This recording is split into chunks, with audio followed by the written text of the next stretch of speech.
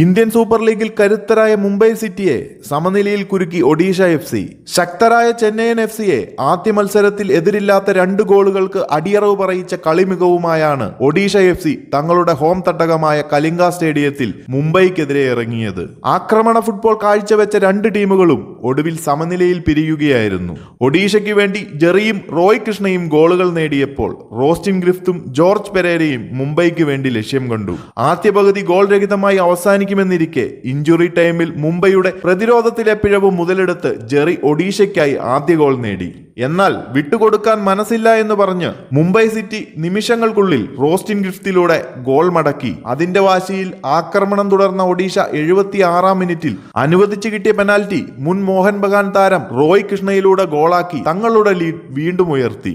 എന്നാൽ മുംബൈ വിട്ടുകൊടുക്കുമോ? 12 മിനിറ്റുകൾക്ക് ശേഷം മുംബൈ തിരിച്ചടിച്ചു. വിക്രം പ്രദീപ് സിംഗിന്റെ പാസ് സ്വീകരിച്ച മുൻ ബ്ലാസ്റ്റേഴ്സ് സ്ട്രൈക്കർ ജോർജ് പെരേര ഒഡീഷയുടെ വലകുലുക്കി മുംബൈ സിറ്റിക്ക് ആശ്വാസ സമനില ഗോൾ നേടിക്കൊടുത്തു.